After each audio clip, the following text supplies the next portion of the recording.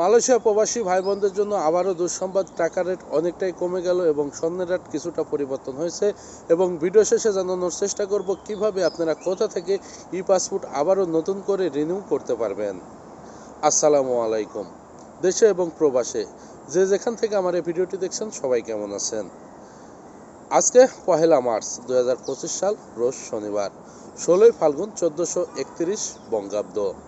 আমি মেহেদী হাসান শুরু যাচ্ছি আপনাদের সাথে মালয়েশিয়ার কুয়ালালামপুর বুকিত জলিল থেকে।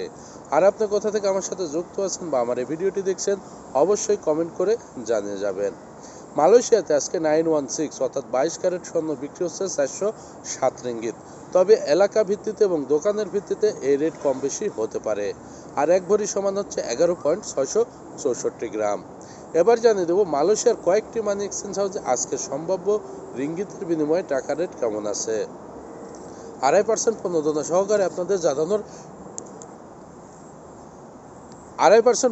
সহকারে আপনাদের জানানোর চেষ্টা করব আজকের টাকার রেট। এনবিএল মানি ট্রান্সফার যে কোনো ব্যাংক অ্যাকাউন্টে 1 রিঙ্গিতের বিনিময় দিচ্ছে 27 টাকা 46 পয়সা। 2.5% প্রণোদনা সহ 28 টাকা 15 পয়সা। যে কোনো ব্যাংকের পিন নাম্বারে 26 টাকা 95 পয়সা। 2.5% প্রণোদনা সহ 27 টাকা 62 পয়সা। বিকাশ ওয়ালেটে 27 টাকা 35 পয়সা। 2.5% প্রণোদনা সহ 28 টাকা 3 পয়সা। অগ্রণী রেমিটেন্স হাউস যে কোনো ব্যাংক অ্যাকাউন্টে 1 রিঙ্গিতের বিনিময় দিচ্ছে 27 টাকা 40 পয়সা। 2.5% প্রণোদনা সহ 28 টাকা 8 পয়সা। শুধুমাত্র অগ্রণী ব্যাংকের পিন নাম্বারে 27 টাকা 2.5% প্রণোদনা সহ 27 টাকা 67 পয়সা। অন্যান্য ব্যাংকের পিন নাম্বারে 26 টাকা 90 পয়সা। 2.5% প্রণোদনা সহ 27 টাকা 57 পয়সা। রিয়া মানি ট্রান্সফার যে কোনো ব্যাংক অ্যাকাউন্টে 1 রিঙ্গিতের বিনিময় দিচ্ছে 27 টাকা 70 পয়সা। 2.5% প্রণোদনা সহ 28 টাকা 39 পয়সা। যে কোনো ব্যাংকের পিন নাম্বারে 27 টাকা 10 পয়সা। 2.5% প্রণোদনা সহ 27 টাকা 78 পয়সা। বিকাশ ওয়ালেটে 2.5% প্রণোদনা সহ 27 টাকা 90 পয়সা। মার্সেন্টেড মানি ট্রান্সফার যে কোনো ব্যাংক অ্যাকাউন্টে 1 রিঙ্গিতের বিনিময় দিচ্ছে 27 টাকা 55 পয়সা। 2.5% প্রণোদনা সহ 28 টাকা 24 পয়সা। যে কোনো ব্যাংকের পিন নাম্বারে 27 টাকা 2.5% প্রণোদনা সহ 27 টাকা 67 পয়সা। শুধুমাত্র ইসলামী ব্যাংকের ক্যাশ পিকআপে 27 টাকা 10 পয়সা।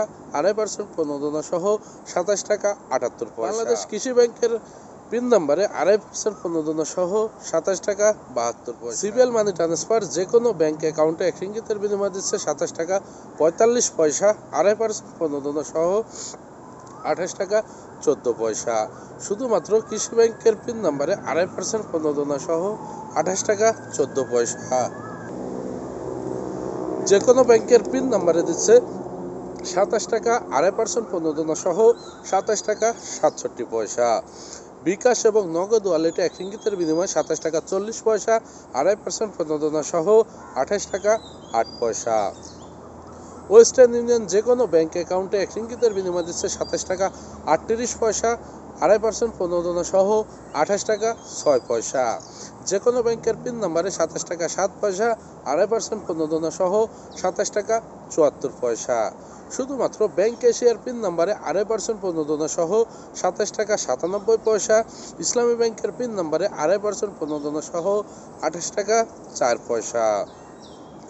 লোটাস রিমিট এক্সচেঞ্জ মানি হাউস যে কোনো ব্যাংক অ্যাকাউন্টে 1 রিঙ্গিতের বিনিময় দিচ্ছে 27 টাকা 40 পয়সা। 2.5% প্রণোদনা সহ 28 টাকা 8 পয়সা। যে কোনো ব্যাংকের পিন নাম্বারে 2.5% প্রণোদনা সহ 27 টাকা 67 পয়সা।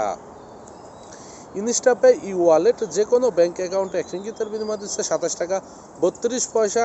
2.5% প্রণোদনা সহ 28 টাকা। যে কোনো ব্যাংকের পিন নাম্বারে 26 টাকা 90 পয়সা। 2.5% প্রণোদনা সহ 27 টাকা 57 পয়সা। বিকাশ পকেট নগদ উপায় ই ওয়ালেটে 1 রিঙ্গিতের বিনিময় দিচ্ছে 27 টাকা 4 পয়সা। 2.5% প্রণোদনা সহ 27 টাকা 71 পয়সা। আমি যে কয়েকটি মানি এক্সচেঞ্জ হাউসের কথা বললাম এগুলো বাদে মালয়েশিয়াতে আরও কয়েকটি মানি এক্সচেঞ্জ হাউস আছে। এলাকা ভিত্তিতে এবং মানি এক্সচেঞ্জ হাউসের ভিত্তিতে এই রেট যে কোনো সময় যে কোনো মুহূর্তে পরিবর্তন হতে পারে এবং এলাকা ভিত্তিতে বিশেষ করে 5 থেকে 20 পয়সা পর্যন্ত রেট কম বেশি হয়ে থাকে। আর আপনার এলাকাতে আজকে কত টাকা রেট আছে আপনার যদি জানা থাকে তাহলে অবশ্যই কমেন্ট করে জানিয়ে যাবেন। মালয়েশিয়াতে অবস্থানরত প্রবাসী বাংলাদেশি ভাই বোনদের সবচেয়ে বড় ভোগান্তির নাম হচ্ছে পাসপোর্ট রিনিউ বা পাসপোর্ট সেবা। আবারও পাসপোর্ট রিনিউ সার্ভিস চালু হয়েছে গত 2-3 দিন থেকে। এখন এমআরপি পাসপোর্ট টোটালি তারা বন্ধ ঘোষণা করে দিয়েছে। তার মানে 90% এমনভাবে তারা সিস্টেমটা করছে যে এমআরপি পাসপোর্ট আর রিনিউ করা যাবে না। আপনাকে যে তথ্যগুলো দিয়েছে বা যেভাবে তারা বলছে সেখানে যাওয়ার পরেও তারা বলবে আপনাকে ই পাসপোর্ট করার জন্য। সেক্ষেত্রে বলবো এমআরপি থেকে ই পাসপোর্ট করার জন্য আপনার কী কী ডকুমেন্ট লাগবে এবং আপনি কিভাবে করতে পারবেন। সর্বপ্রথমে ইএসকেএল এর ওয়েবসাইট থেকে আপনাকে অ্যাপয়েন্টমেন্ট নিতে হবে। যে তারিখে অ্যাপয়েন্টমেন্ট খালি আছে বা যে সময় খালি আছে সে সময় আপনাকে অ্যাপয়েন্টমেন্ট নিতে হবে। তারপরে আপনার অবশ্যই বর্তমান যে পাসপোর্টটি আছে সেই পাসপোর্টের ফটোকপি লাগবে এবং আপনার ভিসার কপি লাগবে। যদি আপনার ভিসার এক্সপায়ার হয়ে যায় তাও কোনো সমস্যা নেই, অর্থাৎ মালয়েশিয়া আপনি প্রবেশ করছেন সে যে কোনো ভিসার কপি হইলেই হবে। আর যদি ভিসার কপি না থাকে তাহলে আপনি যদি কোনো কোম্পানিতে আরটিকে 2.0 বা আরটিকেতে যদি রেজিস্ট্রেশন করে থাকেন তাহলে সেই পেপার হলেও হবে।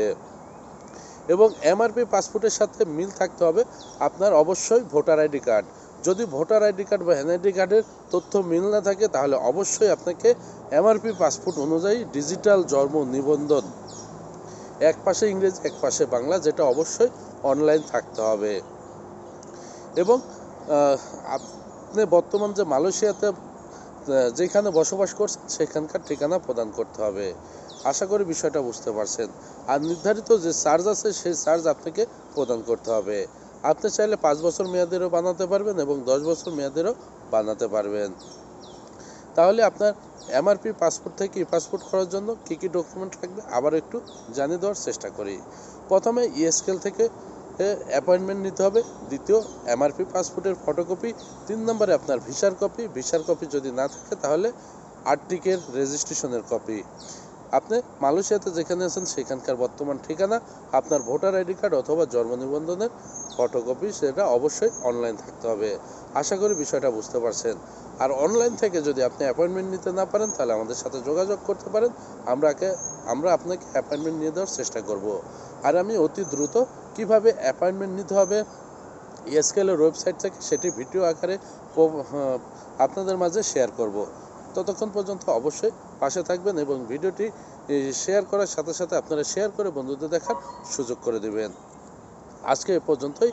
আর সর্বশেষে আবারও আপনাদের কাছে ক্ষমা প্রার্থী, কারণ আমার বর্তমান পরিস্থিতি, গলার পরিস্থিতি খুব একটা ভালো না। কথার মধ্যে এবং কোনো ভুল ত্রুটি হয়ে থাকলে এবং কোনো সমস্যা হয়ে থাকলে অবশ্যই ক্ষমার দৃষ্টিতে দেখবেন। এখনও যারা পেজটি ফলো করেন নাই অবশ্যই পেজটি ফলো করে সাথে থাকবেন। ইউটিউব চ্যানেল থেকে দেখলে অবশ্যই চ্যানেলটি সাবস্ক্রাইব করে পাশের বেল আইকন বাটনটি ক্লিক করে রাখবেন। সবাই সুস্থ থাকবেন, ভালো থাকবেন। আসসালামু আলাইকুম ওয়া রাহমাতুল্লাহি ওয়া বারাকাতুহু।